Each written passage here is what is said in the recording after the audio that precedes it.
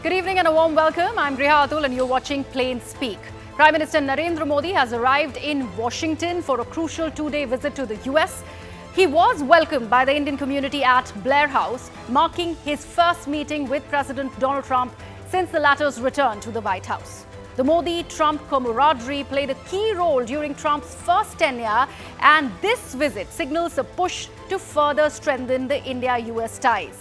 For New Delhi, a face-to-face between the two leaders is strategic, given their past rapport from 2017 to 2021. Now, immigration and tariffs remain the key issues on the table. The Trump 2.0 administration has been aggressive on both fronts, and India is expected to push for a fairer deal while deepening its strategic partnership with Washington. Now, Prime Minister Modi will meet President Trump in both restricted and delegation-level talks, and the high-stakes diplomacy will culminate in a private dinner that will be hosted by President Trump at the White House. Now, beyond bilateral talks, Modi also met US Director of National Intelligence Tulsi Gabbard and is expected to meet Elon Musk, Vivek Ramaswamy and Congressman Mike Waltz. Meanwhile, in a major announcement from the White House, Trump is set to unveil reciprocal tariffs before his meeting with Prime Minister Modi. Also, with the US deporting 104 Indian illegal immigrants, another 487 facing imminent removal, tensions prevail as New Delhi has registered concerns over their treatment of its citizens. Now, the Modi-Trump meet is expected to cover a range of crucial issues, with both leaders looking to strengthening the Indo-US ties. So here's a look at what is likely to be on the agenda. The first issue is of tariffs, and that remains key, particularly after the White House has stressed upon reciprocal levies. With both nations keen on expanding trade, Modi and Trump may discuss a limited trade deal to boost mutual economic growth. Next up, as far as the defense ties between India and US go, they in fact will also particularly be holding this crucial talk on the purchase of advanced defense systems and equipment.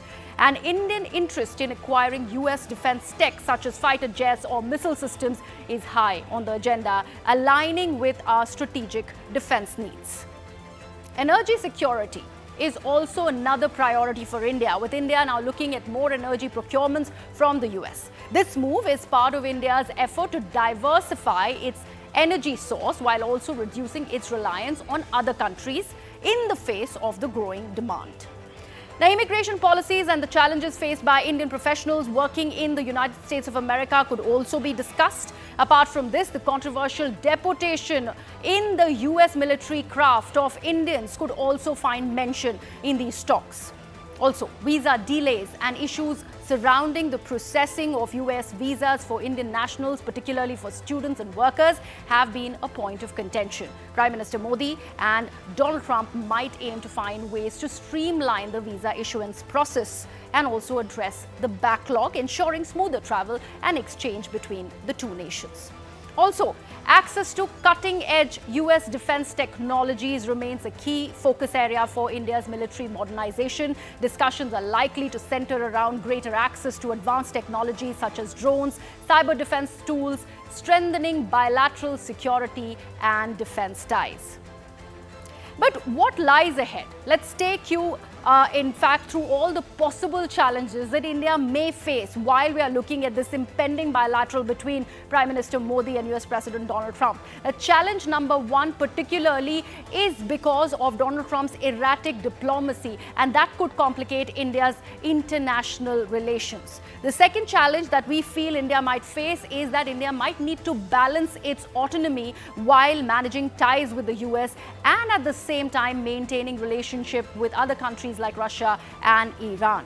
The third big challenge, India may need to adapt to US tariffs and balance global trade dynamics. And India must ensure that it remains attractive to investors while doing that for FDIs amid potential US policy changes. Also, lastly, the biggest challenge for India would be, of course, the H-1B visa and green card policies by Trump. Tough H-1B visa policies may impact Indian IT workers and companies. So we are asking today, as the stage is set for the Modi-Trump meet, what is next for India-US ties?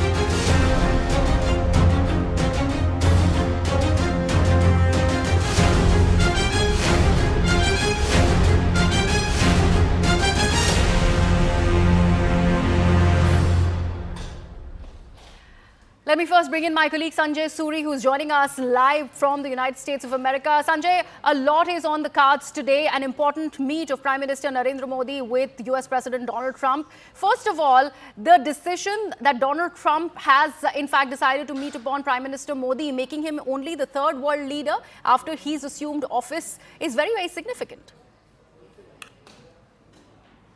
Well, it is significant for the US, it is significant for India, and the menu that you have outlined is a very extensive one, and within that longish menu there are many areas of promise and cooperation.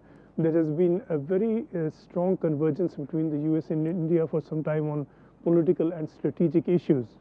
There has also been a good deal of cooperation and business development taking place between companies from both the countries. And there is a lot of innovative technological solutions that have been looked at by India and by the US, and these have been by way of aircraft engines. We have seen in the nuclear field more cooperation coming up. The difficulty, really, the hurdle to get past will be Trump's insistence on reciprocal tariffs. He is due to announce those later today, according to the White House announcement earlier. And if those go ahead, that can certainly create a lot of difficulty for India. India will not be the country that will be, specifically set out, specifically named for these tariffs, but these tariffs would hurt India more than they would hurt any other country, for the reason that the tariff levels levied by India are higher than those of any other country that the US does trade with. And therefore, India is going to be affected potentially the most by these tariffs. We're going to wait and see exactly what Trump spells out, whether this is a gambit to take a stronger position through the course of negotiations later in the day that would follow the announcement, and whether that is a negotiating ploy that Trump has set out. And that certainly would be the best case scenario. That's something that Indian officials would have to confront. But if you were to go ahead and impose these tariffs as declared, it will create a lot of difficulty for India. Also, Sanjay, I'd like to understand whether or not immigration will be on top of the agenda, because a lot has been said back home here about the deportation of illegal Indians who in fact moved into US, and how they were sent back in that army in a military aircraft, and that was a subject of a lot of politics back home. Do you think Prime Minister Modi is going to breach on that subject? Well, most certainly that has been raised, and it's certain to be raised again. The manner of deportation certainly was not something that India will want to accept, and the US is unlikely to repeat. In September of last year, there was a flight of Indians deported from the US. They were not shackled or chained. In this case, it was a military aircraft that brought them. Certainly, India will be looking for a change in the way people are deported. But very quickly on this issue, and this is a very critical issue that you point to, we are looking at three sets of figures here. Three kinds of deportation, if you like. One, people who are caught at the border, packed into a plane and sent off. Then we are hearing of about 18,000 Indians who are awaiting deportation because they have been detected, and they've been detected through some sort of brush with the administration, which has shown that they were illegal, that they did not have documents. It need not necessarily be crime, just some brush with administrative authorities. But then we could be looking at anything between 500,000 to 700,000 Indians in the US illegally, and they've been here for a long time, 20 years, 30 years, 40 years.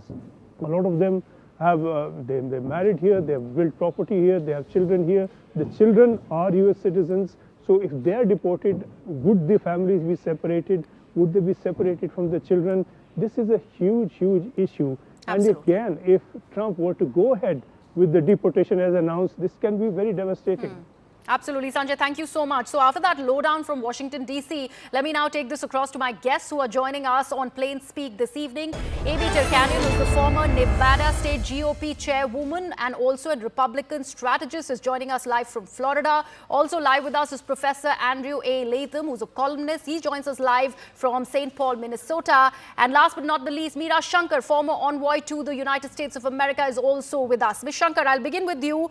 What do you think is going to be key today in this Modi and Trump bilateral when it comes to tariff? How do you think Prime Minister Modi is going to navigate that issue?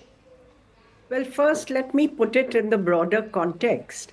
I think from the Indian side, the effort is going to be to focus on how Trump sees the India-US strategic partnership and what is the future trajectory of this partnership. I think that is the framework within which we want to situate the bilateral relationship. From India's side, there are a number of issues on the agenda, including defense cooperation, purchase of defense equipment, access to high technology computer chips and artificial intelligence products, strengthening cooperation in counterterrorism, and of course the cooperation in the field of energy, which would now be focused on fossil fuels because Mr. Trump has reneged on all the renewable energy programs. And so maybe we will refocus some of our cooperation. Perhaps India would like to buy some more fossil fuels from the US. And also, I think cooperation in the development of small modular nuclear reactors could be one of the areas where India seeks to work, but this may require legal changes in both the countries, as also the access to high technology computer chips or artificial intelligence products, because the regulatory framework in the US on these issues still is a bit restrictive. As far as trade is concerned, I think India is not a key trading partner of the US. Our two-way trade in goods and services was a little less than $200 billion combined. And the trade surplus that India has enjoyed with the US is pretty small. It has varied from 20 billion to about $40 billion. It is nowhere near the region of the hundreds of billions of dollars in trade deficit that the US has with its key trading partners. So logically speaking, India should not be a prime target for trade action. And if you actually see the tariffs that we have on the 30 topmost products that the US exports to India, they are in the range of 10 to 13%.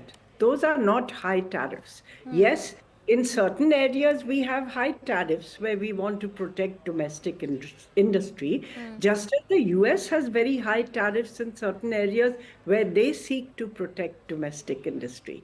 So I think that this is something where the Indian government will probably have a pragmatic attitude, being firm in the areas where we think it will impact our national interest. But Meera, I'm really sorry. I would like to come in here. I'd like to understand one thing before I bring in Amy and Andrew on this.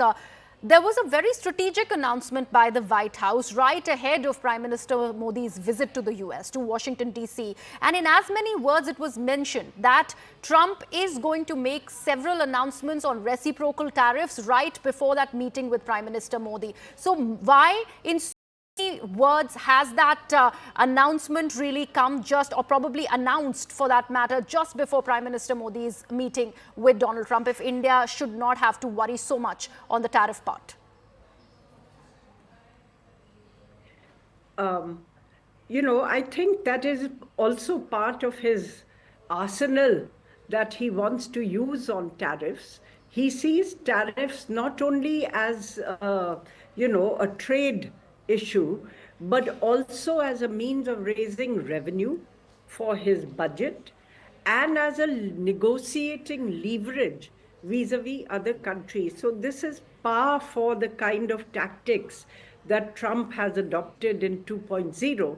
For instance, he announced 25% tariffs on Canada and Mexico, then withheld them for a month, and, you know, talks will begin. So we have to wait and see, what is the kind of notification which will be issued? Will it be an enabling one? An enabling one means that then there has to be a secondary step of actually imposing reciprocal tariffs country by country, because not all countries have the same tariffs. Is it a negotiating ploy to give the US more leverage? I think we have to wait and see. We Okay. shouldn't jump the gun on it. All right, Amy, let me come to you on this one. I'd like to understand from you that there was a very important meeting that Prime Minister Narendra Modi was a part of right before he is about to meet with US President Donald Trump, and that was with Tulsi Gabbard. And Tulsi has been very, very vocal in her admiration for Prime Minister Modi. In fact, very, very famously, she had gifted her the Bhagavad Gita on which she had sworn on while she was appointed, to the House of Representatives. So that is the kind of admiration that we are looking at over here. Now that she is the intelligence czar when it is about United States of America, how strategic was this particular meeting of Prime Minister Modi's with her, do you think? Amy, I believe you are on mute. Yeah, please go ahead. Sorry, Amy. Oh, okay. Yeah. I think it was extremely smart and strategic. Tulsi Gabbard is somebody who many Republicans are very happy to have as our national intelligence director. And so I think that sent a really good, healthy message to President Trump that he too favors the choice that President Trump made for that position. And not only did he meet with DNI Director Gabbard, but he's also supposed to meet with Elon Musk, who we know is spearheading what's called DOGE, the Director of Government Efficiency. And he has been spearheaded to go through and see where cuts can be made on government waste. And I know that Elon also has personal interest in India, dealing with Starlink and Tesla. So I think that the Prime Minister is making some very, very smart strategic moves by meeting with these individuals. And one thing also, too, that's been lost in the conversation is our new Secretary of State, Marco Rubio. Yeah. On day one of him taking that position, he met with the Quad because he understands how important it is. And so I think that right there just kick-started off the entire situation, showing the importance of the ties with India. Right. And Professor Andrew, when it is about visas, that's one key point and something that Prime Minister Modi will have to touch upon because it concerns more than 3.5, in fact, 350,000 Indians who are part of the tech world there in the United States of America. After those key announcements by US President Trump, where do you think that conversation will head?